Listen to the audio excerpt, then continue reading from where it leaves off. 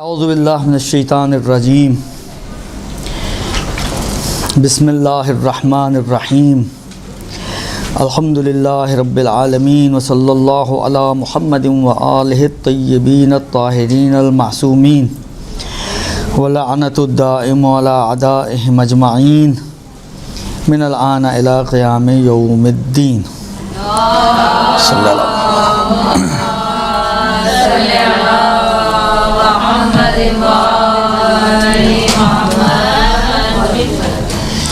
خوب جی، ہماری بات چیت جو ہے وہ انہوں نے کہا جی علم کی فضیلت اور تحصیل علم کی فضیلت۔ خود علم حاصل کرنا ایک بات ہے، اور جس چیز کو آپ حاصل کر رہے ہیں اس کی اپنی کیا اہمیت اور فضیلت ہے وہ ایک بات ہے۔ میں آپ کی خدمت میں عرض کروں، خود قرآن مجید نے بھی بہرحال علم کو اہمیت دی ہے، اور بعض اثرات ایسے بیان کیے ہیں جو فقط علم کی وجہ سے ہیں۔ مثلا یہ آیہ مبارکہ کہ هل يستوي الذين يعلمون والذين لا يعلمون، آیا جاننے والے اور نہ جاننے والے برابر ہو سکتے ہیں؟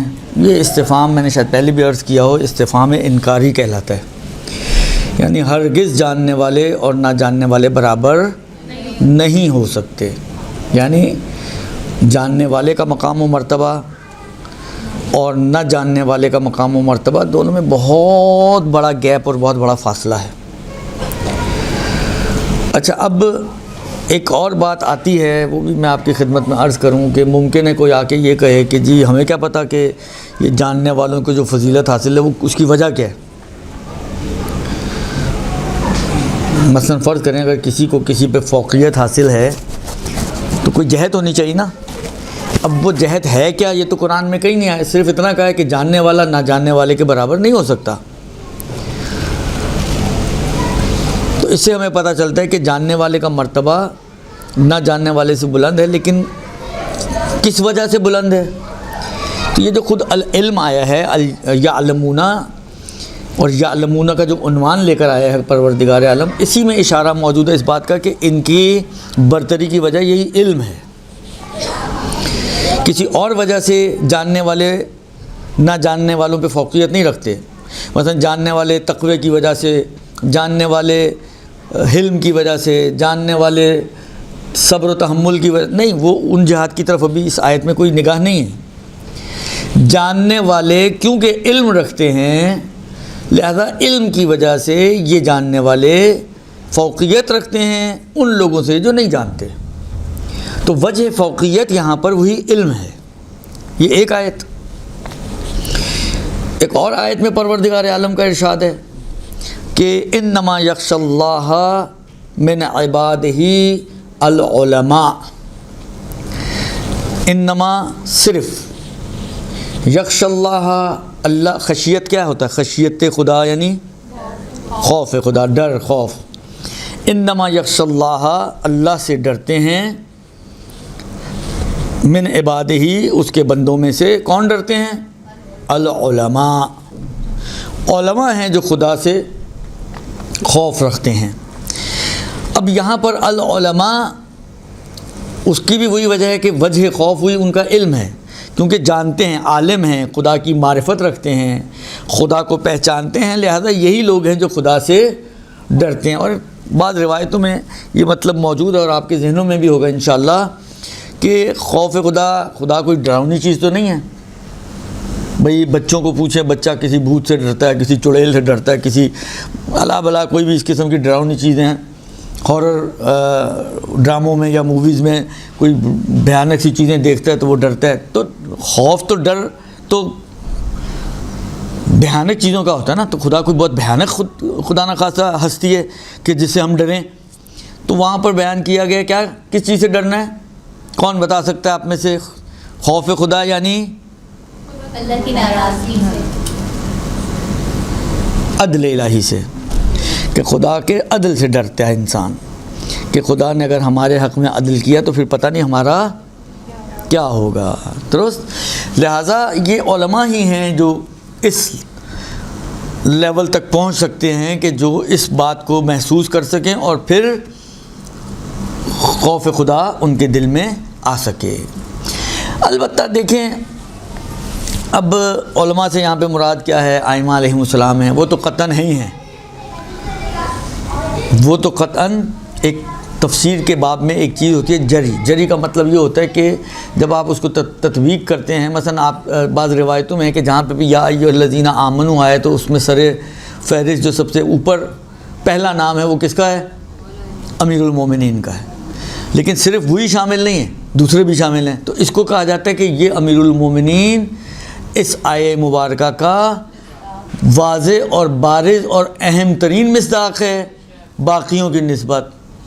آپ یا ایھا الذین آمنوا ہیں، آپ بھی اس میں شامل ہو جائیں گے، لیکن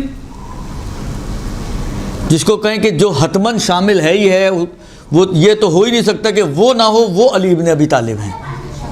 ہم ہو سکتا ہے ہوں اس میں، ہم ہو سکتا ہے نہ ہوں اس میں، لیکن وہ کہ جس کے اوپر آپ انگلی رکھیں کہ اس کے بارے میں تو یہ سوچا ہی نہیں جا سکتا کہ یہ اس کا مصداق نہ بنے، تو وہ مولا کی ذات ہے۔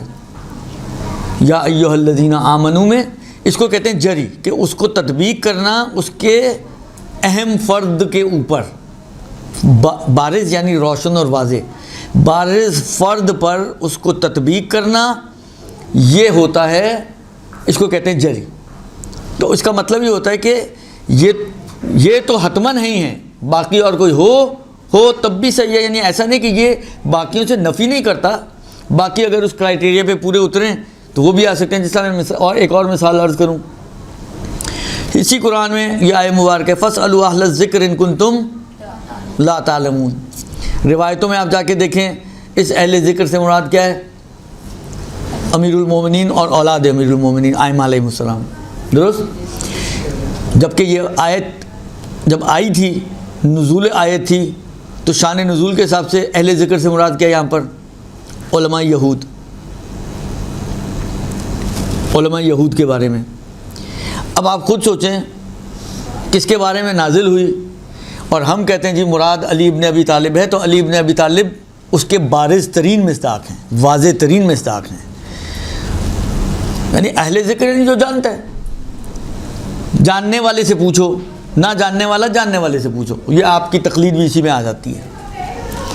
لیکن واضح ترین اور بارز ترین مصداق اہل ذکر کا کہ جو جاننے والا ہے وہ علی ابن ابی طالب ہیں، ان سے بڑا جاننے والا کون ہوگا؟ جو قدم قدم پہ دعویٰ کرتے تھے سلونی سلونی قبل ان تفقدونی، جو یہ کہتے تھے کہ میں آسمان کے راستوں کو زمین کے راستوں سے زیادہ سمجھتا ہوں، جو یہ کہتے تھے کہ میرے لیے اگر مسند بچھائی جائے قضاوت کے لیے تو میں اہل توریت کا فیصلہ ان کی توریت سے کروں گا، اہل انجیل کا فیصلہ ان کی انجیل سے کروں گا، اہل زبور کا فیصلہ ان کے زبور سے کروں گا، اور اہل قرآن کا فیصلہ ان کے قرآن سے کروں گا۔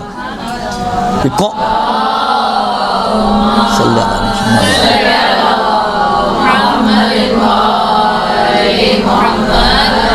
تو اس سے بڑھ کر کون ہو سکتا ہے؟ ومن عندہ علم الکتاب علی ابن ابی طالب، اس سے بڑھ کر اور کون ہو سکتا ہے؟ تو یہ تو حتماً ہے ہی ہیں، لیکن اس کے علاوہ مثلا علماء یہود بھی اگر آ جائیں کرائٹیریا کے مطابق کہ وہ اپنی قوم کی نسبت جاننے والے ہو جائیں اور قوم ان کی لا یعلمون ہو جائے، تو وہ ان جاہلوں کو کہا جا رہا ہے کہ تم جا کے تم نہیں جانتے ہو تو جا کے ان سے پوچھو، تو وہ بھی آ سکتے ہیں اس کے اندر۔ لیکن جو بارز ترین مصداق بنے گا وہ اہل بیت علیہم السلام کا بنے گا۔ تو یہ اس عنوان سے، تو العلماء کے اندر ممکن ہے ہم یہ کہیں کہ العلماء کے بارز ترین مصادیق جو ہیں وہ ائمہ علیہم السلام ہیں اسباب جری، لیکن دوسرے بھی اس میں شامل ہو سکتے ہیں، یعنی کوئی شامل ہو جائے، کوئی اس کرائٹیریا کے مطابق پہنچ جائے تو کوئی شامل ہونے میں کوئی معنی نہیں ہے۔ ٹھیک ہے جی؟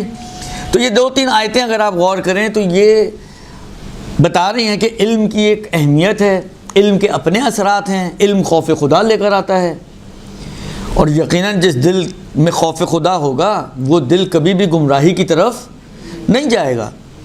یہ آیات، اس کے بعد اگر ہم روایات کی طرف جائیں، عجیب و غریب روایتیں اس باب میں موجود ہیں۔ پہلی روایت میں آپ کی خدمت میں عرض کروں، امیر المومنین علی ابن ابی طالب علیہ السلام کی روایت ہے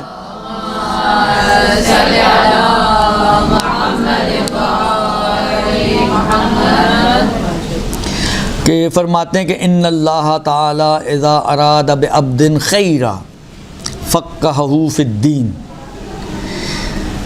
جب بھی پروردگار عالم کسی بندے کی نسبت خیر کا ارادہ کرتا ہے، اس تک خیر پہنچانا چاہے تو فقہہ فی الدین، تو اس کو دین کی سمجھ بوجھ دے دیتا ہے۔ اچھا، ایک اور بات آپ کی خدمت میں عرض کروں، اس پہ بھی ذرا غور کیجیے گا، شاید کہ یقیناً پہلے بھی آپ لوگوں نے سنی ہوئی ہوگی، اور مجھے لگ رہا ہے میں نے بھی پہلے عرض کی ہے، لیکن اب وہی والی بات ہے، کیونکہ کچھ اس کلاس میں سے کچھ نئے چہرے ہیں یا نئی اسٹوڈنٹس ہیں، تو بالآخر ان کا بھی رعایت، بلکہ انہی کی رعایت اصل میں ہونی چاہیے، اور جو پہلے سے آنے والی خواتین ہیں جو یہ باتیں، وہ تو کئی مرتبہ شاید اگر ان کی کاپیاں آپ جا کے کھنگالیں نا تو ہر دوسری کاپی میں یہ ساری باتیں لکھی ہوئی ہوں گی، تو اس لیے ان کی رعایت کرنا تو اتنا فائدہ مند نہیں ہے، ان کی رعایت کریں تو کچھ بھی نہ بول پائیں، تو اس لیے بہتر یہ ہے کہ ان کو چھوڑتے ہوئے ہم ان کی رعایت کی جائے کہ جنہوں نے پہلی دفعہ یہ باتیں سننی ہیں، اور احق بھی ہوئی ہیں ظاہری بات ہے اس بات کی۔ دیکھیں قرآن میں بھی یہ لفظ استعمال ہوا ہے تفقہ۔ بسم اللہ الرحمن الرحیم، وَلَوْلَا نَفَرَ مِن كُلِّ فِرْقَةٍ مِّنْهُمْ طَائِفَةٌ لِيَتَفَقَّهُوا فِي الدِّينِ، تم میں سے ہر قوم میں سے ایک گروہ کیوں نہیں جاتا اور جا کے دین کو سیکھتا، وَلِيُنذِرَ قَوْمَهُمْ إِذَا رَجَعُوا إِلَيْهِمْ لَعَلَّهُمْ يَحْذَرُونَ، اور وہاں سے سیکھ کر آئے اور آ کے اپنی قوم کو ڈرائے، شاید یہ ڈریں۔ درست؟ تو لِيَتَفَقَّهُوا فِي الدِّينِ، تاکہ تفقہ دین کریں، تفقہ فی الدین کریں، دین کو سمجھیں۔ یا جس طرح اس مشہور و معروف روایت میں ہے کہ من کان من الفقہاء، فقہا کا لفظ استعمال ہوا ہے، یعنی جو دین کو سمجھنے والے ہوں اور ان کے اندر یہ کوالٹیز ہوں تو عوام کو چاہیے کہ ان کی تقلید کرے۔ مثلا ظاہراً 11ویں امام کی یہ روایت ہے، یا اور بہت سے موارد ہیں جس سے یہی روایت فقہہ فی الدین، تو خدا اس کو دین کی سمجھ۔ لفظ فقہ، تفقہ کا اگر روٹ ورڈ آپ نکالیں تو فقہہ بنتا ہے، تفقہ کا روٹ ورڈ اگر آپ نکالیں تو فقہہ بنتا ہے، فقیہ بھی اسی سے بنا ہے، تفقہ بھی اسی سے بنا ہے، یعنی فقہہ سے پھر یہ سارے اس کے مختلف الفاظ بنتے ہیں، فقہ بھی اسی سے نکلا ہے۔ اچھا، ایک معنی فقہ کا وہ ہے جو ہمارے ہاں رائج ہے، جب آپ کہتے ہیں درس فقہ ہے آپ کا، تو آپ کیا سمجھ میں آتی ہے آپ کو؟ دین کا درس ہے یا دین کے خاص حصے کا درس؟ کیا سمجھتے ہیں آپ؟ خاص حصے کا درس، وہ خاص حصہ جس کا تعلق آپ کے اعمال سے ہے، کیا کرنا واجب، کیا کرنا حرام، احکامات۔ یہ دیکھیں پورے دین فقہ نہیں ہے، فقہ جو ہماری رائج فقہ ہے پورا دین فقہ نہیں ہے، فقہ دین کا ایک حصہ ہے، ٹھیک ہے؟ فقہ دین کا ایک حصہ ہے، پورے دین کا نام فقہ نہیں ہے۔ فقہ میں دین کے اندر فقہ کے علاوہ 10 اور چیزیں بھی ہیں جو دین کا حصہ ہیں، معارف اسلامی، عقائد، درست، قرآن اور مختلف چیزیں ہیں جو یہ سب دین کا حصہ ہیں، اخلاقیات یہ دین کا حصہ ہے۔ انہی جس طرح اخلاقیات، عقائد، معارف اسلامی اور دوسری چیزیں دین کا حصہ ہیں، ایک حصہ دین کا فقہ بھی ہے جس کا تعلق آپ کے اعمال سے ہے۔ یہ یاد رکھیں، فقہ جو اصطلاحی فقہ ہمارے یہاں رائج فقہ ہے، اس کا تعلق آپ کے اعمال سے ہے کہ کون کون سے اعمال آپ کو کرنے چاہیے، یعنی جو آپ کے ڈوز اینڈ ڈونٹس ہیں اس کا تعلق ہے فقہ سے۔ فقہ اصطلاحی معروف جو اس وقت ہمارے یہاں رائج ہے، درست، یہ توضیح المسائل جس کو کہتے ہیں ہم، یہ والی فقہ جو توضیح المسائل والے معنوں میں آتی ہے، یہ ایک حصہ ہے دین کا۔ یہ کہا جا رہا ہے تفقہ فی الدین، دین یہ کلی دین کی بات ہو رہی ہے۔ اذا اراد اللہ بعبد خیرا فقہہ فی الدین، نہ فی الفقہ، پورے دین کی سمجھ بوجھ اس کو دیتا ہے، اس کا پھر اخلاق بھی بدلے گا، اس کا ایمان بھی بدلے گا، اس کا کردار بھی بدلے گا، سیکھے گا تو، درست، یہ ساری چیزیں اس کے اندر پھر آئیں گی۔ صرف یہ نہیں کہ کیا کرنا چاہیے کیا نہیں کرنا چاہیے، اسی حد تک اس کی زندگی محدود نہیں ہوگی. جس طرح ہم میں سے بعض لوگوں نے یہ کام کرنے شروع کر دیے ہیں. بھائی یہ واجب تو نہیں ہے کہ ہم کریں. مثلا رشتہ دار آتے ہیں، واجب تو نہیں ہم رشتہ داروں کو چائے بھی پوچھیں اور ان کو پانی بھی پوچھیں. صلہ رحمی کہاں گیا؟ اگر کوئی صحیح ہے صلہ رحمی میں آنا جانا واجب نہیں ہوتا، لیکن اس کا مطلب یہ تو نہیں کہ اگر کوئی آ جائے تو آپ اس کو ڈنڈے مار کے بھگا دیں کہ بھائی آنا واجب نہیں، تم کیوں اٹھ کے آئے ہو. ایک گھر جاؤ اور گھر جا کے SMS کر کے حال پوچھ لو میرا. مہمانوں کی خاطر مدارات کرنی چاہیے، اس کے اوپر روایتیں موجود ہیں. بزرگوں کا احترام کرنا چاہیے، اس کے بارے میں روایتیں موجود ہیں. چلیں جی ہم ساس کو اپنی ماں نہیں مانتے، چلے نہ مانیں. بقول بازیہ ساس سیدھی لکھیں الٹی رکھیں رہتی ساس ہی ہے. تو سیدھی لکھنے سے بھی جب ساس ہی رہے گی اور ماں نہیں بنے گی تو چلیں جی نہ مانیں. لیکن بڑی تو ہے، بزرگ تو ہے. بڑوں بزرگوں کے احترام کے لیے روایتیں موجود ہیں. آپ کہیں جی وہی والی بات ہے، یہ مجھ پہ واجب نہیں ہے، ساس کے خدمت کرنا میری ذمہ داری نہیں ہے، میری واجبات میں سے نہیں ہے. یہ ہم نے دین کو کیا بنا دیا ہے؟ یہ کون سا دین ہے؟ یہ جو ہم یہاں آ کے سیکھتے ہیں یہ اس لیے سیکھتے ہیں کہ جا کے ان کو جو ہے وہ چیزوں کو اپنے ہی گھر پہ اپلائی کریں کہ جی آج مولانا صاحب نے بتایا آپ پہ روٹیاں پکانا واجب نہیں ہے، کل سے نان والی سے لے کے آئیے گا. میں تو نہیں پکاؤں گی. پھر سالن پکانا واجب نہیں ہوگا، وہ بھی باہر سے ہی آئے گا. اس وقت آپ دیکھیں، اس وقت آپ کے معاشرے میں کتنے کیٹرنگ کا کام چل رہا ہے، آپ لوگوں کے دم پہ چل رہا ہے. وہ تو آپ لوگوں کے لیے لمبی عمر کی دعائیں مانگتے ہوں گے، اور دوسری طرف سے ہم لوگ روتے بھی ہیں، یار گھر کے خرچے پورے نہیں ہوتے. آپ کو یہ اندازہ ہوگا، شاید آپ لوگ مجھ سے زیادہ سمجھدار معاشرے کے افراد ہیں، ہم لوگ تو ویسے ہی ناکارہ پرزہ ہوتے ہیں اس معاشرے کا، لیکن آپ لوگوں کو شاید اس سے زیادہ بہت اندازہ ہوگا کہ گھر میں کاسٹ جو آتی ہے اور باہر کے کھانوں کی جو کاسٹ ہوتی ہے آلموسٹ 100% کا ڈفرینس ہوتا ہے. آلموسٹ، اعلیٰ کسی کھانے میں تھوڑا کم ہو جائے، کسی میں تھوڑا زیادہ ہو جائے، ایوریج اگر آپ نکالیں تو 90 to 100% کا ریشو ہوتا ہے، پروفٹ ریشو. اس کا مطلب کیا ہوا کہ جتنا کھانا آپ کے گھر میں باہر سے آتا ہے اتنے آپ آدھے پیسے اس کے بچا سکتے ہیں.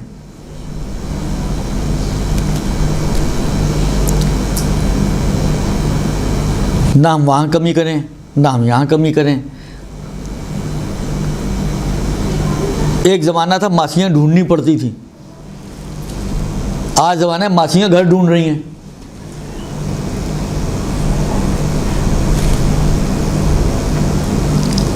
مگر گھر کے کام کرنے میں کوئی ذلت ہے؟ جناب زہرا نہیں کیا کرتی تھیں، یعنی وہ تو کمال ان کا تو یہ تھا، چلیں آپ سے ہم اس کمال کی توقع نہیں رکھتے ہیں، لیکن ان کا کمال یہ تھا کہ وہ کنیز کے ہوتے ہوئے ایک دن خود کام کرتی تھی، ایک دن کنیز سے کرواتی تھی.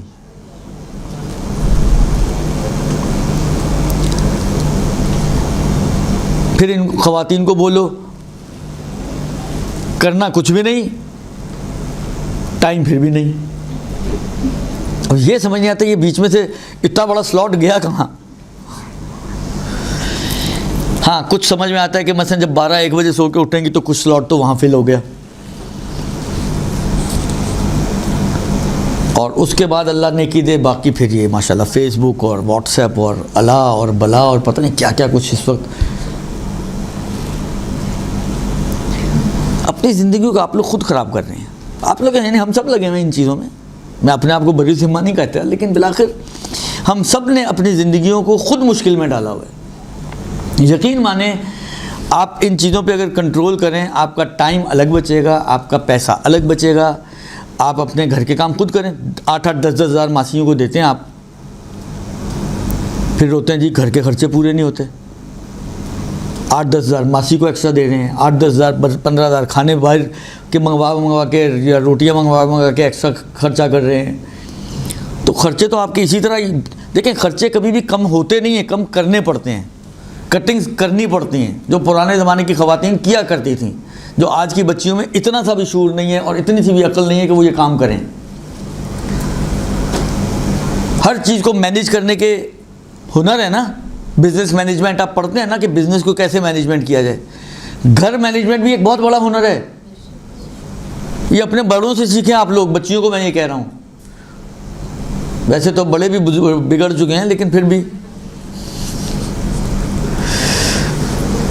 اب تو ہر بڑے کے ہاتھ میں موبائل ہوتا ہے بھائی. ان کے پاس بھی فیس بک اکاؤنٹ ہے, ان کا بھی فیس بک چل رہا ہوتا ہے. ویسے ان کو بولو تو کہتے ہیں میری کوئی کچھ سمجھ میں نہیں آتا, لیکن فیس بک چلانے کی سمجھ ان کو بھی ہے. انسٹا وہ بھی چلا لیتی ہیں, ٹک ٹاک وہ بھی کر لیتی ہیں, اور کیا کیا ہے الا بلا جو کچھ بھی ہے. وہ کہنے کا مقصد یہ ہے کہ ہوم مینجمنٹ, گھر کیسے چلانا چاہیے, آپ کا بجٹنگ آپ کو کیسے کرنی چاہیے. آج کل تو ہم نے یہ ساری چیزیں چھوڑ ہی دی ہیں, اور پھر روتے ہیں ہم لوگ کہ یار ہمارے خرچے پورے نہیں ہوتے, گھر نہیں چلتا. اور میاں کو دیکھو بیچارہ صبح 8 بجے 9 بجے نکلتا ہے, رات کو 9-10 بجے گھر آتا ہے. اب اس کا پتہ نہیں اس کی کون سی جان لینا چاہتی ہیں یہ خواتین. آپ خود بتائیں نا, ایک بندہ 8 بجے 9 بجے سے نکلا ہوا ہو, رات کو 8-9 بجے 7 بجے 8 بجے 9 بجے 10 بجے وہ گھر آ رہا ہو, اب اس کی جان سے کیا چاہیے آپ کو. اور آتے ہی پھر آپ شور شرابہ شروع کر دیں ماشاء اللہ, تو وہ آپ کو چھوڑے گا نہیں تو اور کیا کرے گا. اس کو بھی تو دماغ کو سکون چاہیے یا نہیں چاہیے. ادھر آپ, ادھر اماں, ادھر بیگم, ادھر بیوی اماں. وہ اماں بیوی کے درمیان جو ہے نا فٹ بال بیچارہ بنا ہوا ہوتا ہے مرد. ہاں جی, سب جگہ ایسا نہیں ہوتا ہے. 5 انگلیاں کہیں بھی برابر نہیں ہوتی ہیں. میں نہیں کہتا ہوں کہ ہر جگہ ایسا ہوتا ہے, لیکن جو موسٹلی جو اس وقت ہو رہا ہے نا وہ یہی ہو رہا ہے. موسٹلی جو اس وقت, اب آپ کوئی 5000 میں سے کوئی 2 بندے اٹھا لیں, دیکھیں یہ فٹ بال نہیں بنا ہوا ہے, اس نے فٹ بال بنایا ہوا ہے, تو ہوں گے, ایسے بھی ہوں گے, ایسے بھی ہوں گے. میں ان کا انکار نہیں کروں, لیکن جو دیکھیں میں آپ کو بتاؤں, میں پہلے بھی کئی بار کہہ چکا ہوں, بات ہماری تھوڑی دوسری ٹریک پر چلی گئی ہے, لیکن میں نے پہلے بھی یہ بات عرض کی ہے کہ دیکھیں ایک زمانہ تھا ہمارے مربی ہمارے بڑے ہوتے تھے. آج کا زمانہ یہ کہ ہمارا مربی ہمارا یہ ہے, میڈیا ہے ہمارا مربی. آپ جا کے ڈراموں کو دیکھ لیں کیا چل رہا ہے ڈراموں میں, مجھ سے زیادہ ہی دیکھتی ہوں گی آپ. نہیں, زیادہ نہیں دیکھتی آپ, وہ دیکھیں آپ کو بھی پتہ چلے. میرے خیال میں یہ جو بعض ڈراموں والا, ہم تو معاشرے کی حقائق دکھا رہے ہیں, اور ہم تو مسئلہ یہ کہ جو حقائق وہ دکھاتے ہیں نا, وہ جس کو نہیں پتہ ہوتا اس کو بھی 4 چیزیں سمجھا دیتے ہیں کہ یہ کام ایسے کروانا ہے, آپ کو ایسے گھر سے الگ ہونا ہے, آپ کو ساس کو ایسے نکیل ڈالنی ہے. یہ سکھا رہے ہیں آپ کو. اور میں نے کہا نا کہ اس وقت ہمارا مربی یہی ہے, میڈیا ہے. ہم میڈیا سے ہی سب کچھ سیکھ رہے ہیں, اور میڈیا آپ کا مخلص نہیں ہے, یہ میں آپ کو بتا دوں. آپ کے ماں باپ جتنے آپ کے مخلص ہیں, میڈیا تو 1% بھی اس کا مخلص نہیں ہے. لیکن ہمیں ماں باپ کی باتیں بوجھ لگتی ہیں, ماں باپ کی باتیں بری لگتی ہیں, ان کا سمجھانا ہمیں برا لگتا ہے. اور میں سمجھتا ہوں کہ ہماری بچیاں بچے جب کھڈے میں گرتے ہیں تو پھر ان کو احساس کہیں نہ کہیں تو ہوتا ہوگا کہ ماں یا باپ جو کہہ رہے تھے وہ صحیح کہتے تھے.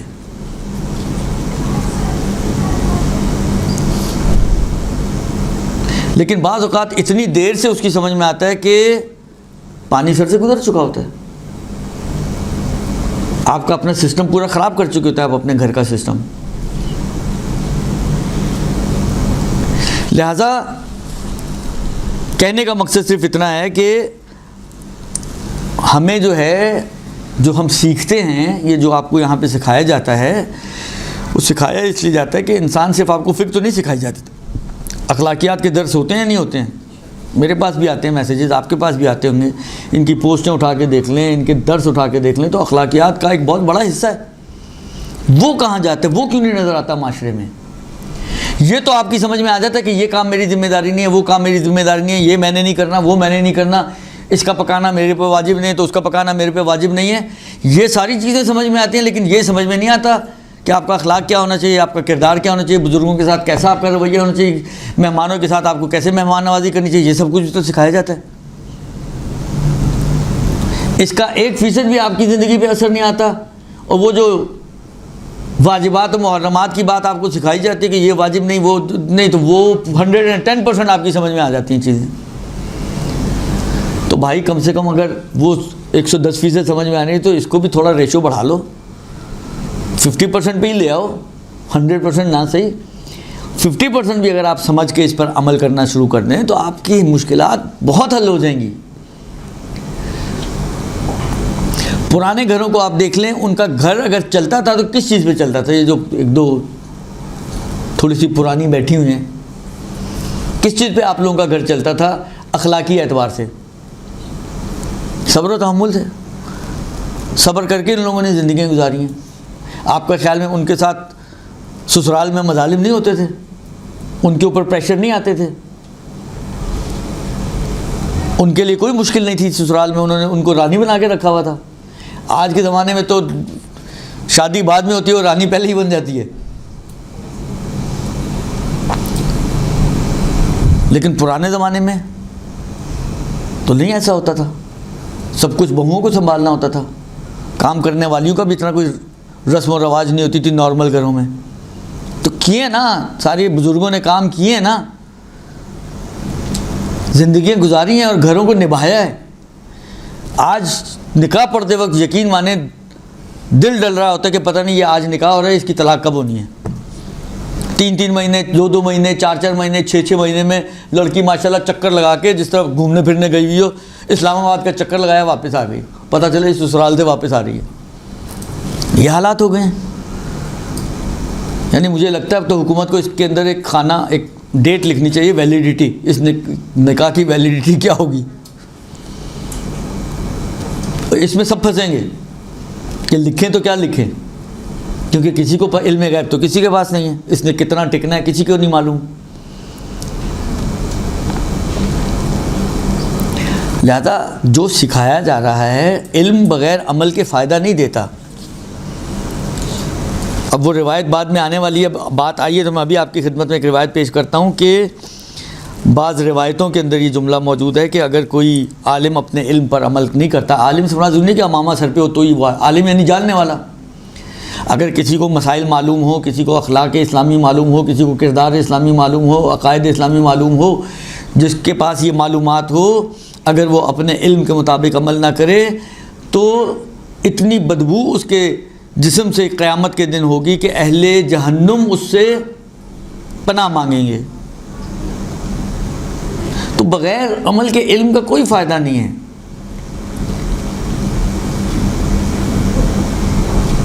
تو جو آپ سیکھ رہے ہیں اس میں ٹارگٹ، ایک بڑا ٹارگٹ آپ کا سیکھنے میں، جہاں دوسرے عوامل ہیں، جی آپ کو ممبر پہ جانا ہے، آپ کو ذاکری اچھی کرنی ہے، آپ کو یہ ساتھ یہ بھی رکھیں کہ مجھے خود عمل بھی کرنا ہے، صرف دوسروں کے غم میں نہ اپنے آپ کو گھولتی رہیں،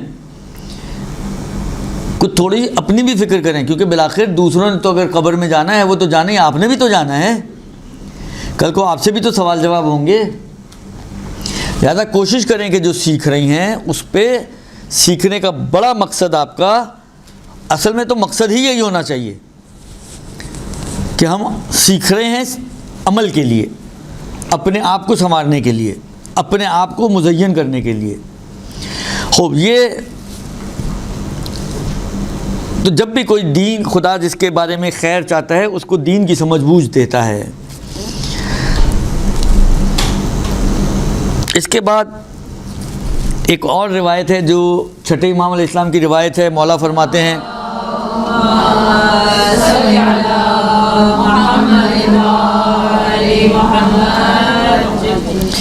چھٹے امام فرماتے ہیں کہ پیغمبر فرماتے ہیں فضل العلم احب الی من فضل العبادت، علم کی فضیلت میرے نزدیک زیادہ محبوب ہے عبادت کی فضیلت سے۔ یعنی اگر آپ علم کے ذریعے فضیلت حاصل کریں اور اگر آپ عبادت کے ذریعے فضیلت حاصل کریں، ان دو فضیلتوں کو پیغمبر کمپیئر کر رہے ہیں کہ میرے نزدیک فضیلت علم فضیلت عبادت سے افضل ہے۔ وَأَفْضَلُ دِينِكُمْ الْوَرَعُ، اور تمہارے دین میں افضل چیز پرہیزگاری ہے۔ پھر چھٹے امام فرماتے ہیں من تعلم وعمل وعلم للہ دعی فی ملکوت السماوات عظیما، کہ جو سیکھے، تعلم یعنی سیکھنا، جو سیکھے اور عمل کرے، دیکھیں اس میں بہرحال ہے تو روایت اور کہنے والے ہیں امام صادق علیہ السلام، اور بہرحال اگر امام صادق علیہ السلام نے یہ ایک چیز جو بیچ میں لے کر آئے ہیں، ایک طرف ہے تعلم، ایک طرف ہے تعلیم اور تعلم، ان کے درمیان میں لے کر آئے ہیں عمل کو، یعنی سکھانے سے پہلے عمل کو لے کر آئے کہ جو سیکھے عمل کرے اور سکھائے۔ تو اب آپ خود سوچ لیں کہ کلام صادق میں عمل کو مقدم کیا گیا ہے۔ آپ کا مقصد ہوگا سکھانا دوسروں کو، لیکن اس سے پہلے مرحلہ کس چیز کا ہے؟ عمل کا ہے۔ من تعلم، جو سیکھے، وعمل، اور عمل کرے اس پر، وعلم للہ، اور خدا کی خاطر اس کو لوگوں تک سکھائے۔ البتہ یہ للہ تینوں کے لیے ہو سکتا ہے، خدا کی خاطر سیکھے، خدا کی خاطر اس پر عمل کرے، اور خدا کی خاطر دوسروں کو سکھائے۔ دو یا فی السماوات الارض فی ملکوت السماوات عظیما، آسمانوں میں وہ عظیم شمار ہوگا۔ فقیل لہ تعلم للہ وعمل للہ وعلم للہ، وہی جو میں نے کہا یہ تینوں سے مربوط ہے۔ یہی پوچھا پیغمبر سے اس نے، امام سے، کہ یہ تینوں چیزیں اللہ کے لیے ہوں، یعنی سیکھے بھی اللہ کے لیے، عمل بھی اللہ کے لیے کرے، اور سکھائے بھی اللہ کے لیے۔ یعنی یہ للہ جو آپ نے کہا ہے آخر میں، یہ تینوں کے ساتھ ہے یا صرف سکھانے کے ساتھ ہے؟ امام نے کہا نہیں، تینوں کے ساتھ ہے۔ یعنی سیکھنا، سکھانا، عمل کرنا، یہ سارا کام آپ کا خدائی ہونا چاہیے، خدا کی خاطر ہونا چاہیے۔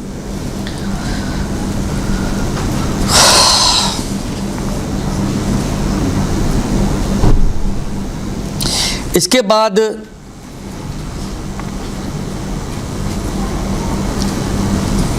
اگر ہم اور بعض روایتوں کی طرف جائیں، اس علم کو انبیاء کا ورثہ مانا گیا ہے، وراثت انبیاء قرار دیا گیا ہے۔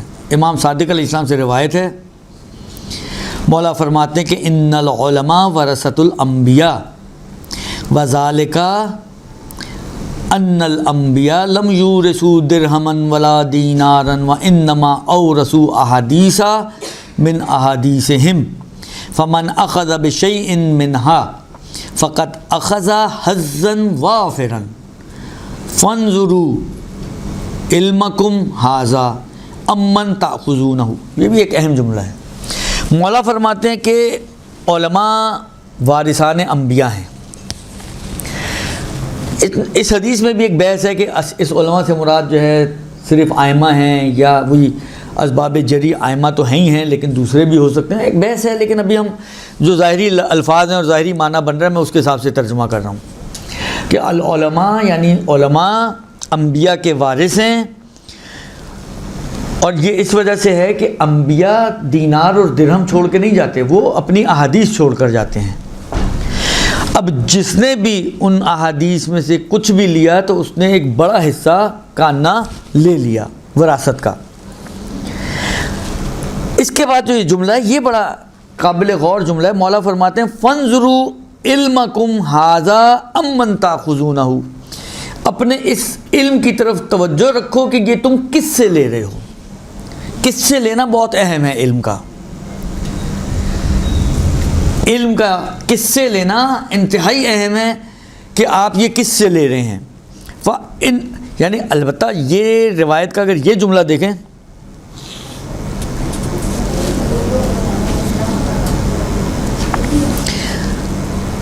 تو اس سے ایسا لگتا ہے کہ اس علماء سے مراد ائمہ ہونے چاہیے، یہ جو بات کر، کیونکہ یہ کانا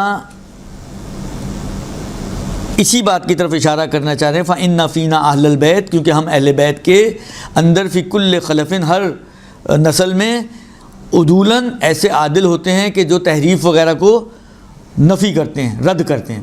تو یہ تو ائمہ کی بات ہو رہی ہے، تو اس سے ظاہر ہے اس روایت کا جو اینڈ ہے اس سے ایسا فیل ہوتا ہے کہ یہ ائمہ کے بارے میں ہے کہ علم ہمیشہ اہل بیت کے دروازے سے لو، کسی دوسرے کے دروازے سے علم ممنوع، چاہے وہ دوسرا کتنا ہے۔ ہاں اگر وہ دوسرا فرض کریں، اگر آپ مجھ سے سیکھ رہی ہیں اور میں آپ کو اہل بیت کے فرامین سکھا رہا ہوں تو یہ آپ اہل بیت سے ہی لے رہی ہیں، اگرچہ بیچ میں واسطہ ہوں، کیونکہ لینا کبھی بلا واسطہ ہوتا ہے، کبھی با واسطہ ہوتا ہے۔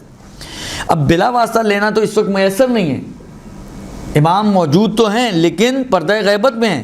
ہم امام سے ڈائریکٹلی مسائل نہ پوچھ سکتے ہیں نہ احادیث سیکھ سکتے ہیں. تو اس وقت جو اگر ہم لے سکتے ہیں اہل بیت سے تو مع واسطہ ہی لے سکتے ہیں نا. علماء کے واسطے سے یہ اہل بیت کے فرامین آپ تک پہنچے تو یہ بھی کہلائے گا کہ آپ اہل بیت سے ہی دین لے رہے ہیں. لیکن اگر میں آپ کو کہوں کہ یہ بات فلانا اسکالر بولتا ہے, آئنسٹائن نے یہ بات کہی ہے, یہ مثلا فرض کریں فلانے نے یہ بات کہی ہے, فلانے ڈھنگنے نے یہ بات کی ہے, شیکسپیئر یوں بولتا تھا, تو یہ کوئی منبع علم ہے؟ یہ کوئی وہ ہستی جن سے علم لیا جائے؟ ان کے بڑے اگر آپ جا کے دیکھیں جو بھی علوم ہے وہ سب پلٹتے ہیں اہل بیت کی طرف. تو ہم کیوں ان کی طرف جائیں جب اصل ہمارے پاس موجود ہے؟ تو ہمیں ایسے افراد کی طرف جانے کی ضرورت کیا ہے؟ اور کون سی چیز ہے جو آپ کی ضرورت کی ہو جو آپ اہل بیت کے کلمات میں موجود نہ ہو؟ انہوں نے اتنا کچھ آپ کے حوالے کیا ہے کہ آپ اپنی زندگی کو بنحو احسن اہل بیت کے فرامین کی روشنی میں گزار سکتی ہیں. وہ تو یہ دیکھیں کہ آپ لے کس سے رہے ہیں. کبھی بھی دیکھیں بعض جملے ایسے ہیں کہ ماشاءاللہ میڈیا ایسا فاسٹ ہو گیا ہے کہ آپ بولتے کچھ ہیں, وہ ٹوٹا آگے پیچھے سب نکال کے ٹوٹا لے آتے ہیں. دیکھیں جی انہوں نے کیا کہہ دیا, یہ تو فقہ کی مخالفت کر رہے ہیں, یہ تو فقہ کو باتیں کر رہے ہیں, یہ تو ایسا کر رہے ہیں, یہ تو ویسا کر رہے ہیں. جبکہ مقصد صرف بات سمجھانا ہوتا ہے. اہل بیت کے مقابل میں اگر فرض کریں کوئی قول فقی بھی ہو جس کی بیس اہل بیت نہ بنتے ہوں, اس کی بھی کوئی اہمیت نہیں ہے. میں کل کو فقی بن جاؤں, میں آپ کو فتویٰ دوں اور فتوے کی بیس کلمات اہل بیت نہ ہوں, تو کیا اہمیت ہے اس فتوے کی؟ میں اپنی عقل سے ایک فتویٰ نکال کے آپ کو دے دوں تو میری عقل کیا اہمیت ہے؟ کوئی اہمیت نہیں. لہذا اس بات کو ہمیشہ ذہن میں رکھیں کہ اصل علم جو ہے وہ ہمیں انا مدینۃ العلم و علی, جو علی کے دروازے سے علم ملے گا وہ ہے اصل علم. اگر آپ کو اس شہر علم میں داخل ہونا ہے تو اس کے دروازے سے داخل ہونا ہے, پھلان پھلون کے داخل ہونے کی ضرورت نہیں ہے. تو دروازہ جب موجود ہے تو دروازے سے جائیں. لہذا یہ اہم ہے کہ آپ علم کس سے لے رہے ہیں. اس کے بعد مولا فرماتے ہیں کہ علم اہمیت دیکھیں آپ کتنی, گھڑی کہاں گئے وہ یہاں سے, علم کی اہمیت دیکھیں آپ کتنی ہے. ان شہید یعنی شہید کی اسلام میں ایک بڑی اہمیت ہے, ایک بڑا مقام و مرتبہ ہے شہید کا. کیونکہ بڑا مقام و مرتبہ ہے اس لیے بعض اوقات آپ کہتے ہیں کہ مثلا کوئی ایسا کرتے ہوئے مر گیا تو گویا وہ شہید مرا. شہید کا ایک مقام ہے, تبھی تو اس کے ساتھ آپ اس کو مکس کرتے ہیں نا, اور اس کو اس کے عنوان کے اندر داخل کرنا چاہتے ہیں. شہید کا اپنا ہی کوئی ویلیو نہ ہو تو فرض کریں آپ نے کہا من مات علی حب آل محمد مات شہیدہ, تو اس کا کیا فائدہ ہوگا اگر شہید کی اپنی کوئی ویلیو ہی نہیں ہے, کوئی حیثیت ہی نہیں ہے. تو جو آل محمد کی محبت میں مرے وہ شہید مرا, تو اس کا کیا اثر ہے؟ اس کا اثر اسی وقت یعنی ظاہر ہو سکتا ہے, یا اس کا فائدہ اسی وقت ہو سکتا ہے اس تشبیہ کا کہ جب اس شہید کا ایک بہت بلند مقام و مرتبہ ہو, اور پھر آپ کو کہا جائے کہ اگر آپ نے محبت اہل بیت میں بھی موت آئی آپ کو تو یہ آپ کو گویا شہادت مل گئی, پھر اس کی ایک اہمیت بنے گی. تو اس میں کوئی شک و شبہ نہیں ہے کہ شہید کا بہت بڑا مقام ہے. وہ روایت آپ لوگوں کے ذہنوں میں ہوگی, ابھی میں ان کی طرف جانا نہیں چاہتا, شہید کے اوپر گفتگو نہیں کرنی ہے مجھے, لیکن شہید کے خون کا ایک قطرہ اگر زمین پر گرتا ہے تو پروردگار عالم اس کے تمام گناہوں کو معاف کر دیتے ہیں. ایک قطرے خون کی کتنی اہمیت ہے, ایک قطرہ خون. تو آپ سوچ لیں کہ پورے شہید کی کتنی اہمیت ہوگی جس کے خون کے ایک قطرے کی اتنی اہمیت ہو. اب یہ کہا جا رہا ہے کہ اب آپ روایتوں کو دیکھیں تو اس میں یہ آیا ہے کہ علم فضل العالم, بھلے یہ پیغمبر کی روایت ہے, اہل علم کے بارے میں فرماتے ہیں کہ فضل العالم علی الشہید درجہ, عالم کو شہید پر ایک درجہ فضیلت حاصل ہے، یعنی وہ ایک درجہ اس سے بھی اوپر ہے۔ عالم یعنی شہید آپ سوچیں یہاں پر ہے تو عالم ایک درجہ اس سے اوپر ہی ہے۔ وفضل الشہید علی العابد درجہ، اور شہید عابد سے ایک درجہ اوپر ہے۔ وفضل العالم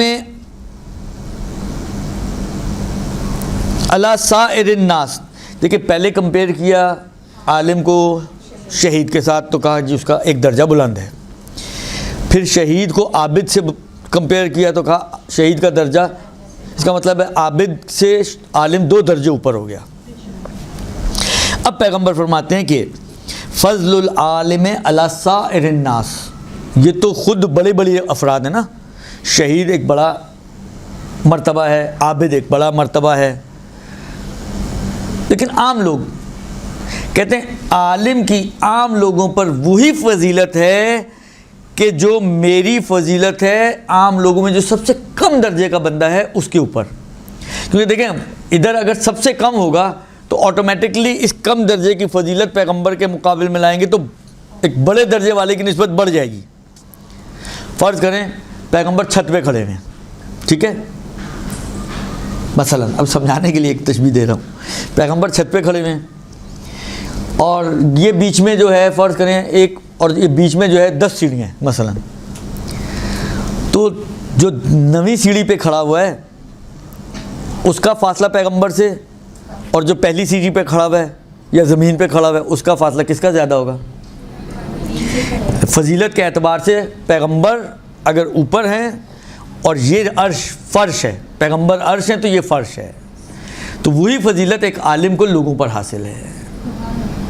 اب آپ سوچیں یہ علم کی ساری چیزیں علم کی وجہ سے ہیں، ان سب کا منشا علم ہے، ٹھیک ہے۔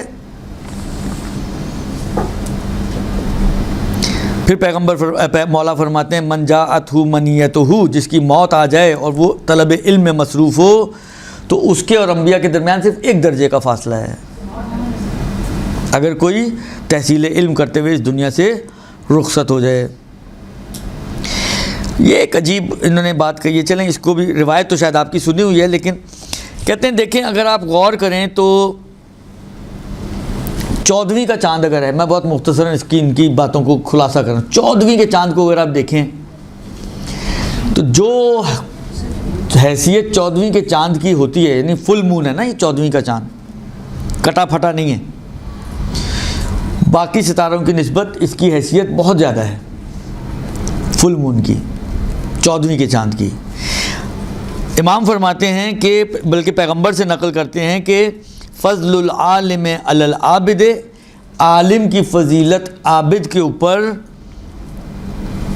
کا فضل القمر لیلۃ البدر علی سائر الکواکب، جس طرح 14ویں کے چاند کی باقی ستاروں پر فوقیت اور فضیلت ہے، وہی فضیلت عالم کی عابدوں کے اوپر ہے۔ یعنی عابد اپنی جگہ پہ ستارے ہوں گے لیکن یہ 14ویں کا چاند ہے عالم، تو جو ان کو اس کے اوپر فوقیت حاصل ہے اسی طرح اس کو فوقیت ان پر حاصل ہے۔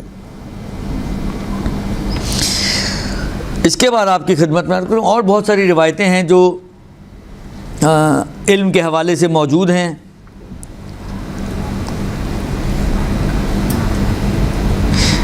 پیغمبر کی روایت ہے، پیغمبر فرماتے ہیں کہ اذا اتا علی یوم لا ازداد فیہ علما، اگر میرے پر ایک دن ایسا آئے کہ جس ایک دن پہ میرے علم میں اضافہ نہ ہوا ہو کہ جو مجھے خدا سے قریب کرے، تو اس دن میں میرے لیے کوئی برکت نہیں ہے، وہ بے برکت دن ہے میرے لیے۔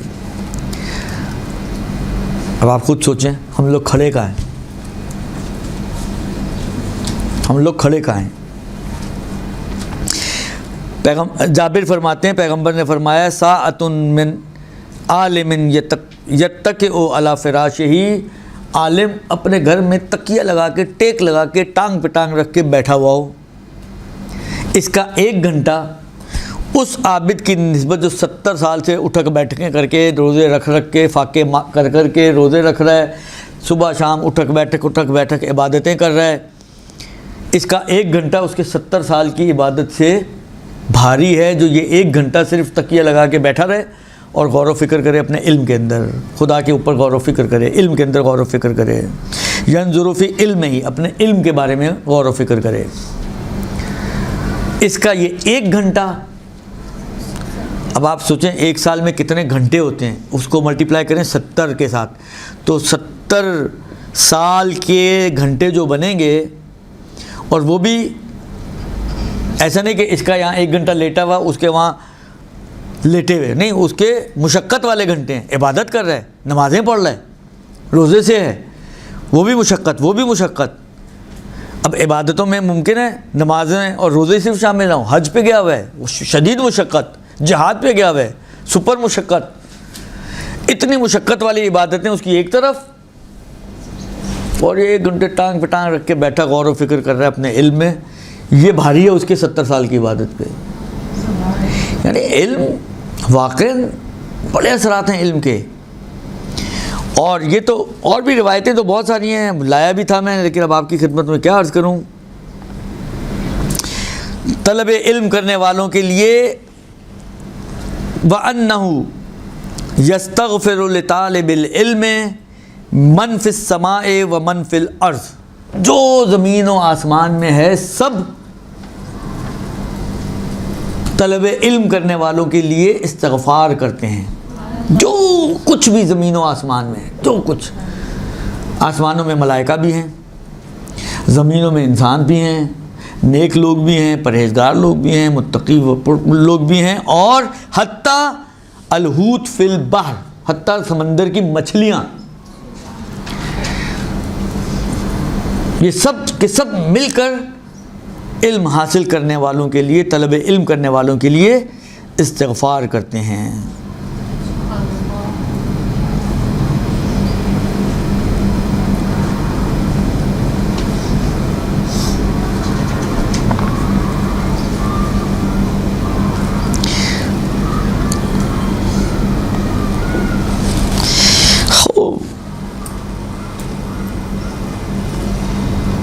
پھر آپ کی خدمت میں عرض کروں کہ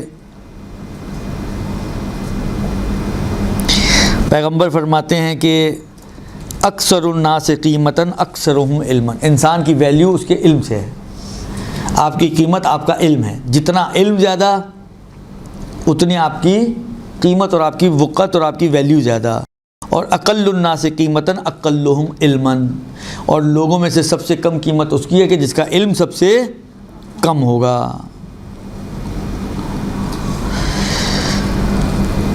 یہ ایک آخری روایت عرض کروں آپ کی خدمت میں علم کے حوالے سے، یہ بھی جو ہے رسول کی حدیث ہے، فرماتے ہیں رسول اکرم صلی اللہ علیہ وآلہ وسلم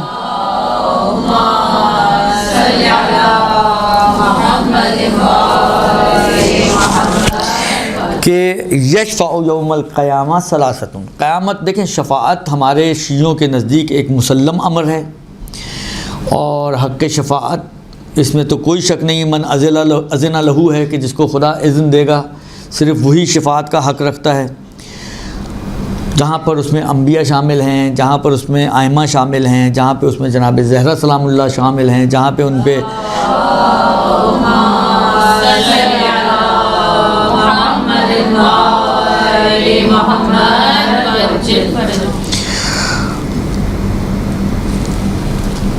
کچھ اور افراد بھی شامل ہیں کہ جن کو حق شفاعت ہوگا۔ اسی حوالے سے یہ روایت ہے، پیغمبر فرماتے ہیں کہ یشفع یوم القیامہ ثلاثۃ، قیامت کے دن 3 گروہ جو ہیں وہ شفاعت کریں گے، الانبیاء 1، العلماء 2، اور الشہداء 3۔ تو جس طریقے سے انبیاء کو شفاعت کا حق دیا ہے پروردگار عالم نے، اسی طریقے سے علماء کو بھی شفاعت کا حق دیا ہے خدا نے، اور اسی طریقے سے شہداء کو بھی حق شفاعت عطا کیا ہے پروردگار عالم نے۔ لہذا علم حاصل کرنے والا انسان جس کے اندر علم موجود ہے، اس کو پروردگار عالم قیامت کے دن شفاعت کا حق عطا کرے گا۔ تو آپ لوگ بھی شفیع بن سکتے ہیں اپنے گھر والوں کی نسبت اور بہت سے لوگوں کی نسبت، اگر آپ اپنے علم کو حاصل کریں، اور وہ جس طرح میں نے بعض روایتیں عرض کی کہ علم کو حاصل کرنے کے ساتھ اس پر عمل بھی کریں، ٹھیک ہے۔ کیونکہ عمل کی بڑی اہمیت ہے علم کے ساتھ. جس طرح مثلا میں آپ کی خدمت میں عرض کروں، ایک پرندہ ہے، ٹھیک ہے، اس پرندے کا آپ اگر دونوں پر کاٹ دیں تو اڑ پائے گا؟ وہ نہیں اڑ پائے گا نا. آپ نے کہا چلو یار پرندہ ہے تو اڑنا چاہیے اس کو، آپ نے ایک پر لگا دیا، اڑ پائے گا؟ اڑنے کے لیے کیا چاہیے اس کو؟ دو پر چاہیے، اور دونوں ٹھیک ہونے چاہیے، سالم پر چاہیے. یہی آپ کی اور ہماری حیثیت ہے. ہمارے پاس دو پر ہیں، ایک ہے علم اور ایک ہے عمل. اگر ہم عروج چاہتے ہیں، اگر ہم اڑان چاہتے ہیں، اگر ہم زمین سے اڑ کر قرب الہی تک پہنچنا چاہتے ہیں تو اس کے لیے آپ کو پر چاہیے. ایک ہے علم کا پر، منتہا علم بھی وہ علم کے قصے لے رہے ہو یہ ذہن میں رکھتے ہوئے کہ اہل بیت سے حاصل کردہ علم، اور ایک ہے اس علم کے مطابق عمل کا پر. یہ دونوں پر ہوں گے، یقین مانیں آپ کی پرواز بہت اونچی ہوگی. ان میں کہیں پہ بھی کوئی کمی آئے گی وہ آٹومیٹکلی آپ کی پرواز میں کمی لے کر آئے گا. بعض اوقات ممکن ہے پر لگے ہوئے ہوں لیکن یہ پر دو نمبری پر ہوں. علم آپ نے حاصل کیا آئنسٹائن سے، تو وہ آئنسٹائن کے علم کو کیا کرے گا پروردگار عالم، جب اہل بیت سے ہی نہ لیا تو ممکن ہے آپ کا جو ہے وہ پرواز ہی نہ ہو سکے.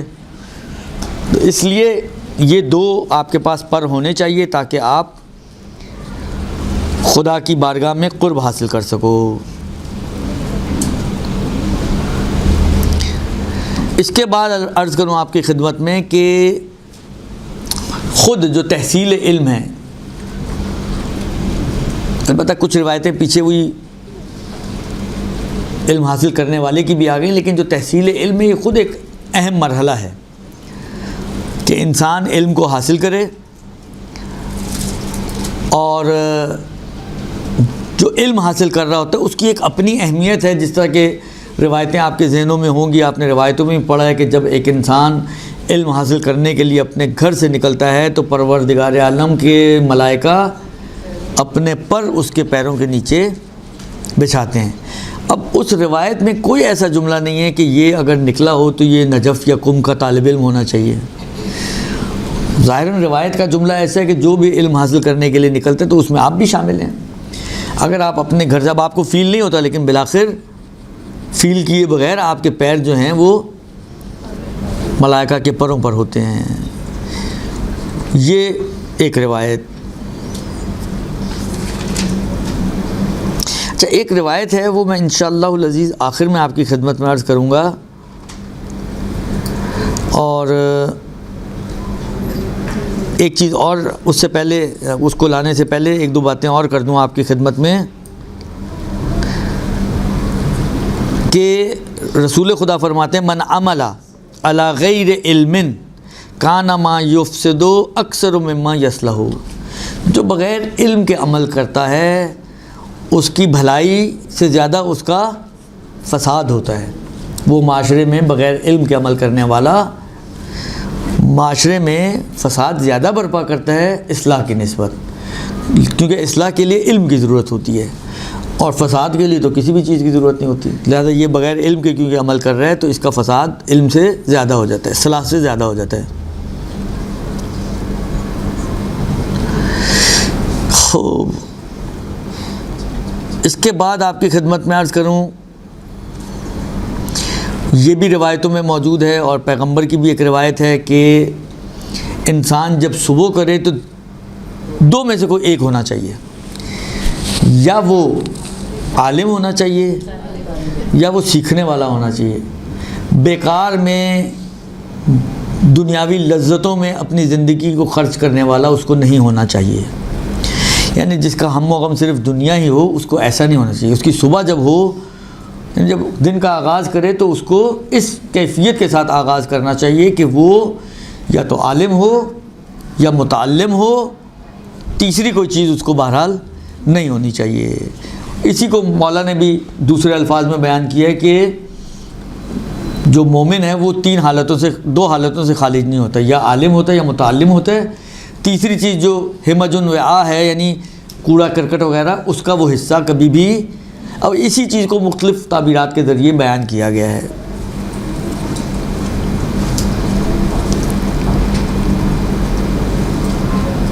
پھر مولا فرماتے ہیں کہ 2 لوگوں نے میری کمر توڑ دی. قسم ظاہری رجلان من الدنیا، اس دنیا کے 2 لوگ ایسے ہیں، 2 افراد ایسے ہیں جنہوں نے میری کمر توڑ دی. رجل علیم اللسان فاسقن، جو زبان سے تو علم بہاتا ہے لیکن فاسق آدمی ہے، یعنی وہی عالم بے عمل. ایک اس نے ورجل جاہل القلب ناسکن، اور جاہل عبادت گزار، بغیر علم کے عبادت کرنے والا، جو پیچھے بھی آیا نا کہ اس کے فساد زیادہ ہوتا ہے اس کی صلاح سے. یہ بھی یعنی عالم بے عمل اور عابد بے علم، ان 2 افراد نے مولا کہتے ہیں کہ میری کمر کو توڑ دیا. مولا کون ہے؟ مولا امام علی ہوتے ہیں، اور کون ہوتے ہیں؟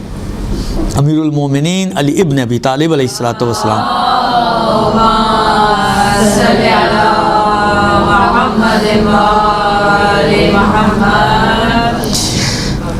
خوب، اس کے بعد اگر ہم دیکھیں تو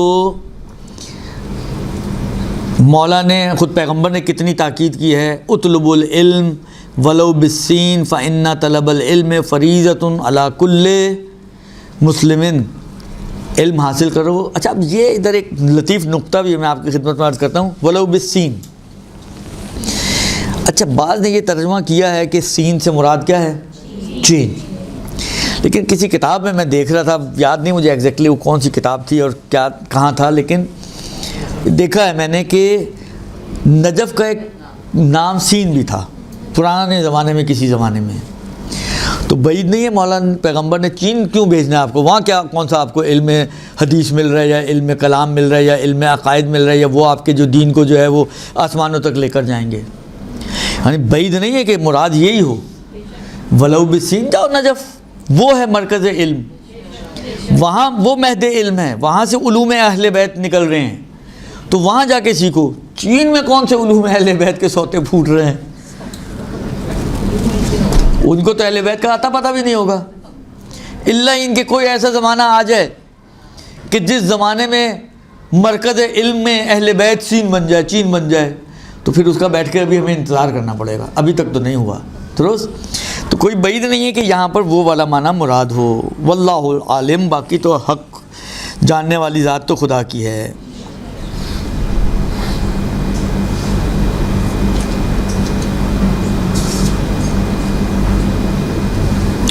عجیب روایت ہے بھائی، پیغمبر سے روایت ہے. ایک شخص پیغمبر کی خدمت میں آیا، فقال یا رسول اللہ اذا حضرت جنازۃ و حضر مجلس العالم ایما احب الیک ان اشہد.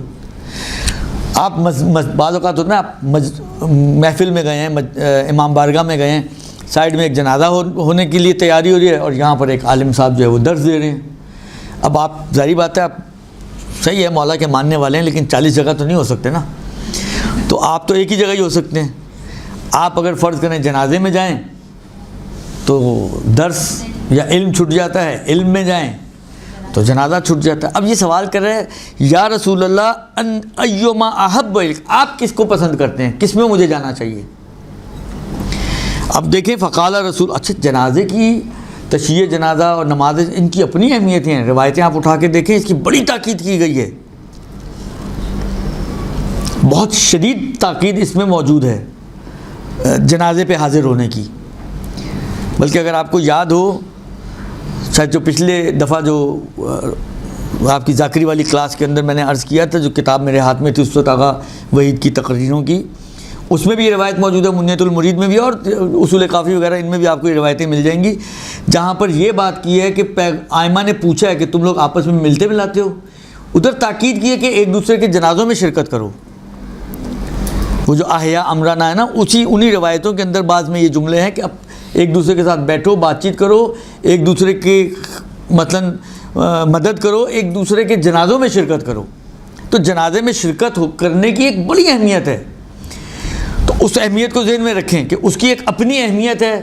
اب یہ 2 اہم کام، اہمیت والے کام ایک ساتھ ٹکرا رہے ہیں، یہ کروں یا یہ کروں، پیغمبر سے پوچھا کہ آپ کیا پسند کرتے ہیں، کس میں مجھے جانا چاہیے؟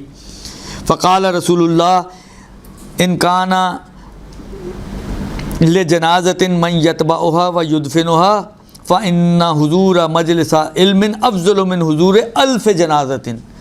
دیکھیں ایک مرتبہ جنازہ بیچارہ ایسا ہے کہ آپ ہی کا محتاج ہے، آپ ہی جائیں جا کے نماز پڑھیں، آپ ہی جائیں اٹھائیں اور جا کے اس کو دفن کریں، آپ کے علاوہ کوئی ہے ہی نہیں، وہ ایک الگ بحث ہے۔ اس لیے پیغمبر کہتے ہیں کہ اگر جنازے کے لیے ایسے افراد ہیں، موجود ہیں کہ جو اس کو نماز پڑھ کے اس کو دفنا سکیں، تو تمہارا مجلس درس میں جانا 1000 جنازوں میں شرکت کرنے سے افضل ہے۔ ایک جنازہ خود بڑی اہمیت رکھتا ہے۔ ایک جنازے کو اگر آپ پلڑے میں رکھیں نا ترازو کے، تو بعض اعمال اگر دوسرے رکھیں تو پہلی وزنی ہے یہ، تو ایک جنازہ اتنا وزنی ہے، لیکن ایک مجلس درس میں شرکت کرنا 1000 جنازوں سے افضل ہے۔ وَمِنْ عِيَادَةِ أَلْفِ مَرِيضٍ اُد میلن سر میلن و اد مریضن، یہ روایتوں میں کہ 1 میل بھی چل کے جانا پڑے، جاؤ جا کے مریض کی عیادت کرو۔ ہم تو اپنے پڑوسی مریض کی بھی عیادت نہیں کرتے ہیں۔ یہ میں نے کہا نا کہ ہم لوگوں کا دین عجیب و غریب دین ہے۔ ہمارا دین حقیقت حال ہم جس کو دیندار بھی بولتے ہیں نا، وہ دیندار نہیں ہے۔ بہت معذرت کے ساتھ میں یہ جملہ کہہ رہا ہوں، لیکن حقیقت حال یہ کہ اس وقت معاشرے کے حساب سے اگر آپ جائیں، جس کو ہم سمجھ رہے ہیں دیندار، وہ بھی دیندار نہیں ہے۔ اس لیے کہ 10 چیزیں وہ ہیں کہ جو دین کی وہ بھی چھوڑ رہا ہے، جو اس کو کرنی چاہیے، تب وہ دیندار بنے گا۔ عیادت مریض کے اوپر بھی حد سے زیادہ تاکید کی گئی ہے۔ پیغمبر کا وہ واقعہ کتنا مشہور ہے، ہم لوگ ممبروں سے پڑھتے ہیں، آپ لوگ سنتے ہیں، آپ لوگ بھی پڑھتی ہوں گی کہ ایک بڑھیا جو ہے کچرا پھینکا کرتی تھی، بیمار پڑ گئی، پیغمبر اس کی عیادت کے لیے آئے۔ ہم لوگ اپنے بہن بھائی بیمار ہو جاتے ہیں، ان کی عیادت کے لیے نہیں جاتے۔ ہم لوگ اپنے رشتہ داروں کی عیادت کے لیے نہیں جاتے اگر وہ بیمار ہو جائیں، ہمیں ڈر لگا رہتا ہے کہ کہیں وہ پیسے ہی نہ مانگ لیں۔ ارے اگر خدا نے دیا ہے تو دے دو بھئی، 2 ہی حالت ہے نا، یا آپ کے پاس ہے یا نہیں ہے، نہیں ہے تو منع کر دو، اور ہے تو دے دو۔ خدا نے آپ کو دیا، خدا نے اپنا ہاتھ آپ پر تنگ نہیں کیا، تو آپ اپنا ہاتھ کیوں دوسروں پہ تنگ کرتے ہیں؟ روایتوں کے اندر ہے کہ المعونہ بقدر معونہ، جتنی خود آپ کے اخراجات ہیں، خدا اتنی آپ کی مدد کرتا ہے۔ آپ اپنے اخراجات کا دائرہ بڑھا دو، خدا زیادہ مدد کرے گا۔ یعنی یہ وہی والی بات ہے، جتنا آپ کا ہاتھ کھلا ہوگا اتنا خدا کا ہاتھ کھلا ہوگا۔ آپ اپنا ہاتھ تنگ کرو گے، خدا اپنا ہاتھ تنگ کر لے گا۔ آپ چاہتے ہو آپ پہ روزی تنگ ہو جائے، ٹھیک ہے، آپ دوسروں پہ روزی تنگ کر دو۔ کیوں ان چیزوں سے ہم گھبراتے ہیں؟ کیوں ہم ان چیزوں سے پریشان ہوتے ہیں؟ کسی کی مدد کرنا، یعنی اب یہ خود ایک مستقل ٹاپک ہے، لیکن آپ روایتیں جا کے دیکھیں، 20 حجوں سے زیادہ اجر و ثواب ہے انسان اگر کسی کی مدد کرتا ہے تو۔ بعض روایتوں کے جملے کہ آپ کسی کی مدد کرنے کے لیے نکلے، اگر آپ مدد نہیں بھی کر پائے، صرف آپ نے کوشش کی، کوشش کے اوپر آپ کو اجر و ثواب خدا عطا کرتا ہے۔ اور یہ جو اجر و ثواب آپ کو مدد پر اور مدد کرنے کی کوشش پہ دیا جا رہا ہے، کوئی ہلکا پھلکا اجر و ثواب نہیں ہے۔ میں نے عرض کیا نا، 20 حجوں کا اجر و ثواب ہے۔ ایک حج کرنے میں لوگوں کے پسینے نکل جاتے ہیں۔ حج کرنے کے بعد لوگ کہتے ہیں اللہ میں آئندہ حج پہ نہ بلانا۔ مشکلات ہیں، سختیاں ہیں۔ تو اور یہ بھی روایتوں میں جتنا عمل سخت ہوتا ہے اتنی فضیلت، افضل الاعمال احمدھا، عمل میں جتنی سختی زیادہ اتنی فضیلت زیادہ۔ اب حج کی سختی ہے اپنی جگہ پر ہے، تو اس کا مطلب ہے اس کی فضیلت بھی زیادہ ہے، جب اس کا اجر و ثواب بھی زیادہ ہے۔ کہاں ایک حج کا اجر و ثواب ایک طرف اور 20 حج کا اجر و ثواب ایک طرف، صرف آپ ایک بندے کی حاجت روائی کرنے کے لیے نکلیں گھر سے اور اس کی آپ نے مدد کی ہے۔ بھائی اگر ہے تو کر دو، نہیں ہے تو منع کر دو، معذرت کر لو۔ لیکن ہم نے انہی چکروں میں آنا جانا چھوڑ دیا، ہم نے انہی چکروں میں عیادتیں چھوڑ دیں، ہم نے انہی چکروں میں اور بہت ساری نیکیاں چھوڑ دیں۔ نہ کریں یہ کام۔ لہذا پیغمبر فرماتے ہیں کہ 1000 جنازوں سے افضل، 1000 مریضوں کی عیادت سے افضل، 1000 رات آپ کھڑے ہو کر نماز پڑھتے رہے ہوں اس سے افضل، 1000 دن آپ نے روزے رکھے ہوں اس سے افضل، 1000 درہم جو آپ نے کسی مسکین کو صدقہ کیا، میں نے ابھی عرض کیا نا کہ ایک کی مدد کرنا کتنا، 1000 درہم جو آپ نے کسی مسکین کو صدقہ کی ہوں اس سے افضل، مستحب 1000 حجوں سے افضل، واجب جنگوں کے علاوہ جن میں آپ کا جانا واجب نہ ہو، واجب سے ہٹ کر مستحب جنگوں میں شرکت سے افضل کیا چیز؟ ایک اہل علم کی مجلس۔ اب سوچیں، اب اور کیا دیں کہ آپ لوگ اٹھ کے مدرسوں میں آئیں؟ اور کیا چاہیے آپ لوگوں کو؟ اب آپ کہیں کہ جی یہ تو ساری وہاں کی باتیں ہیں، یہاں کیا ملا؟ تو وہ ایک الگ مسئلہ ہے۔ والآخرۃ خیر و ابقیٰ، آپ کو وہاں یہ چیزیں دی جا رہی ہیں جہاں جو بہتر بھی ہے، اور یہ چیزیں وہاں پر آپ کو ہمیشہ ملیں گی۔ یہاں کیا مل گیا؟ کوئی آپ کو بہت انہوں نے انعام اکرام دے بھی دیا تو ویسے یہ ماشاء اللہ کتابیں ہی دیتے ہیں کہ آپ کچھ اور کر ہی نہ سکیں۔ انہوں نے بھی لگتا ہے قسم کھائی ہوئی ہے کہ کتابیں ہی دینی ہیں، ان کو کچھ اور کرنے دینا ہی نہیں ہے، چلیں کتابیں ہی صحیح۔ وہ چاہتے ہیں آپ لوگ علم دوست بنیں، کتابیں پڑھنے کا شوق اور ذوق آپ میں پیدا ہو، لیکن اگر مال بھی دے دیا تو کتنے دن چلے گا یہ مال؟ یہ جو آپ کو چیزیں مل رہی ہیں یہ وہ ہیں جو خیروں و ابقیٰ ہیں۔ اب اس سے زیادہ رسول خدا پتہ نہیں کیا دیں، تو آپ لوگ گھروں سے نکلیں، واللہ عالم بالصواب۔ اس کے بعد پیغمبر فرماتے ہیں کہ بلے، اور یعنی 1000 وہ مستحب غزوے، واجب غزووں کو چھوڑ کے کہ جو آپ نے خدا کی راہ میں اپنے مال اور اپنے نفس کے ذریعے جس میں شرکت کی ہو۔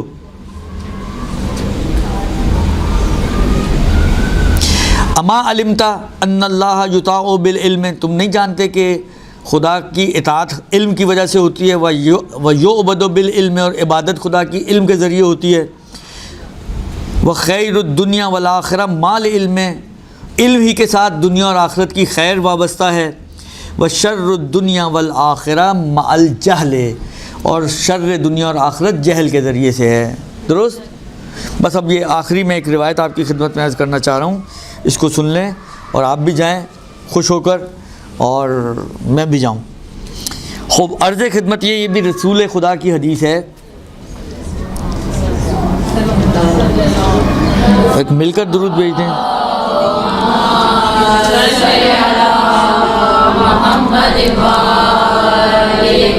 اب یہ بھی میں خلاصتاً کچھ چیزیں آپ کی خدمت میں عرض کر رہا ہوں، تھوڑی سی روایت تھوڑی سی لمبی ہے لیکن تھوڑی سی باتیں آپ کی خدمت میں عرض کر رہا ہوں۔ یہ چھٹے امام کی روایت ہے۔ قالا، چھٹے امام کہتے ہیں کان علی علیہ السلام یقول، میرے جد یہ کہا کرتے تھے۔ اچھا، یہ جو ہے ہم علم کی اپنی فضیلت اور تحصیل علم کی فضیلت اس سے باہر آ گئے۔ اب یہ بات ہے حق العالم۔ اب چاہے اب عالم، دیکھیں میں نے پہلے بھی آپ لوگوں کی خدمت میں عرض کیا ہے، ابھی بھی عرض کیا کہ یہاں پہ عالم سے مراد امامہ ہونا ضروری نہیں ہے۔ آپ بغیر امامے کے بھی اگر جاننے والی ہیں تو آپ عالم ہیں، ٹھیک ہے نا؟ اور اس میں آپ بھی شامل ہیں ظاہری طور پر، یعنی جو جاننے والا، آپ میں سے جو جاننے والی ہیں۔ درست؟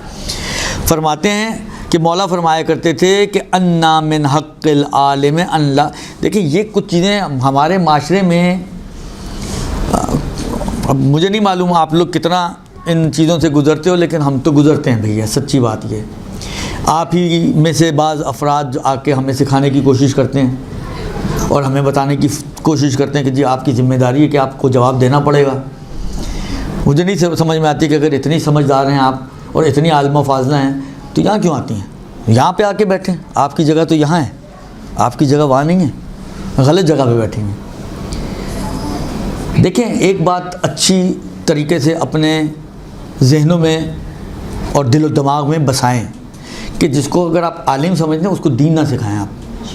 صحیح ہے وہ عالم معصوم نہیں ہے، یہ میں مانتا ہوں، لیکن جب آپ عالم مانتے ہیں تو اس کو دین سکھانے کی کوشش نہ کریں، اس کو نہ بتائیں کہ اس کو کیا کرنا چاہیے اور کیا نہیں کرنا چاہیے، کیا اس کی ذمہ داری بنتی ہے اور کیا نہیں بنتی۔ آپ سے زیادہ بہتر سمجھتا ہے وہ۔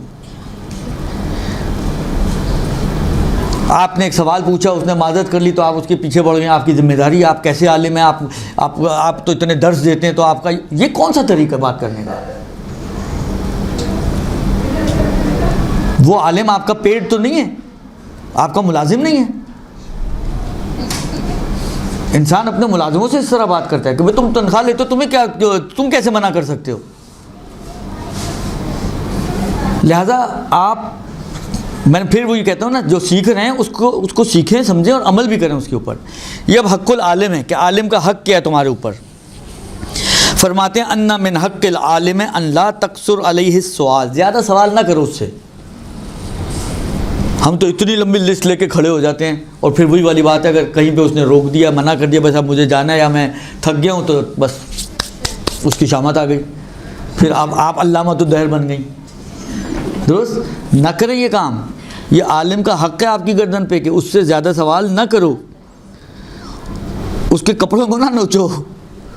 وَإِذَا دَخَلْتَ عَلَيْهِ وَعِنْدَهُ قَوْمٌ، اگر آپ اس پر داخل ہوں، یعنی وہ کہیں موجود ہے، آپ پہنچے اور اس کے ساتھ دوسرے افراد بھی موجود ہوں، فَسَلِّمْ عَلَيْهِمْ جَمِيعًا وَخَصَّهُ بِالتَّحِيَّةِ، سب کو تو سلام کریں لیکن اس کو خاص طور پر اس کو احترام دیں آپ۔ وَجْلُسْ بَيْنَ يَدَيْهِ وَلَا تَجْلُسْ خَلْفَهُ، اس کے سامنے آ کے بیٹھیں، اس کے پیچھے جا کے نہ بیٹھیں کہ پیچھے بیٹھ کے پھر موبائل دیکھتے رہیں، درست سامنے بیٹھیں۔ وَلَا تَغْمَزْ بِعَيْنَيْكَ وَلَا تَشَرُّ بِيَدَيْكَ وَلَا تَقْصُرْ مِنَ الْقَوْلِ، اور اس کے سامنے آ کے بیٹھیں اور اس کی آنکھوں میں آنکھیں نہ ڈالیں، یعنی گھور کے نہ دیکھیں اس کو، اور زیادہ اس کے ساتھ یہ فلانے نے تو یوں کہا تو اس نے تو یوں کہا، یہ بھی ہمارے ہاں چلتی ہیں ساری چیزیں، اس نے یہ کہہ دیا، یہ زیادہ قول اس کے لیے نہ لے کر ہیں۔ ولا تکثر من القول قال فلان وقال فلان خلافا لقولہ، یعنی اس کے قول کے برخلاف اس نے تو یوں کہا تھا، تو جب اس نے اور اس نے سے پوچھ چکے ہیں تو پھر میرے پاس کیوں آئی ہیں بھیا؟ جب اس سے پوچھ چکی ہیں تو میرے پاس آنے کی ضرورت کیا ہے؟ اور پھر اگر آ ہی گئی ہیں تو پھر ان کو چھوڑ دیں، پھر جو کہہ رہا ہوں پھر اس کو سنیں آپ۔ تو یہ کام نہ کریں، زیادہ لمبی بات کر کے اس کو پریشان نہ کریں، اس کو زجر نہ دیں۔ فَإِنَّمَا مَثَلُ الْعَالِمِ مَثَلُ النَّخْلَةِ، عالم کی مثال کھجور کے درخت کی مثال ہے۔ تنتظر متى تسقط علیک منہا شیء، کھجور کے درخت کی مثال کیسے ہے؟ کہتے ہیں آپ کھجور کا درخت تو ایسے اللہ نے اونچا رکھا ہے نا، آپ کی پہنچ سے دور ہے، تو کیا کرتے ہیں آپ انتظار کرتے ہیں کہ کب گرے تو کب اٹھائیں اور کب کھائیں۔ عالم کے ساتھ بھی یہی ہونا چاہیے کہ آپ انتظار کریں کہ کب وہ آپ کو کچھ دے۔ والعالم اعظم اجرا من الصائم القائم الغازی فی سبیل اللہ، عالم جو ہے اجر کے اعتبار سے زیادہ بڑا ہے اس روزے دار سے کہ جو روزے دار بھی ہے، نماز بھی پڑھتا ہے، غازی فی سبیل اللہ بھی ہے، جہاد کرنے والا بھی ہے۔ وَإِذَا مَاتَ الْعَالِمُ سُلِمَ فِي الْإِسْلَامِ سُلْمَةً، اور جب کوئی عالم اس دنیا سے جاتا ہے تو اسلام میں ایک ایسی دراڑ پیدا ہوتی ہے، لا يَسُدُّهَا شَيْءٌ إِلَى يَوْمِ الْقِيَامَةِ، قیامت تک وہ دراڑ پر نہیں ہو سکتی، کوئی چیز اس کو پر نہیں کرتی۔ یہ ایک عالم کا حق، اتنا خیال رکھیں کم سے کم کہ جس کو آپ عالم سمجھتی ہیں اور مانتی ہیں نا، تو اس کے احترام کو سیکھیں۔ جس سے سیکھنے وہی والی بات ہے جو بعض اوقات وہ میسیجز جو بناتے ہیں، پوسٹیں کہ جس نے آپ کو زبان بولنا سکھایا ہو اس کے سامنے زبان نہیں چلائی جاتی۔ زبان چلانا ہر وقت ہنر نہیں ہوتا، ہنر ہے زبان چلانا، لیکن ہر وقت زبان چلانا اور ہر کسی کے سامنے اور ہر کسی کے ساتھ زبان چلانا ہنر نہیں ہوتا۔ جس سے سیکھتے ہو اس کے سامنے ادب کرنا سیکھو تو انسان جو ہے وہ اس علم سے فائدہ حاصل کر سکتا ہے جو علم انسان نے سیکھا ہے۔ اس کو مشورے، دیکھیں مشورے کی حد تک آپ الگ بحث ہے، لیکن اس کو سکھانے کی کوشش نہ کرو، اس کو نہ بتاؤ کہ اس کی کیا ذمہ داری ہے، اس کو نہ بتاؤ، اس کو تم سے زیادہ پتہ ہے۔ درست؟ صلی اللہ علیہ وسلم۔ اللهم صل على محمد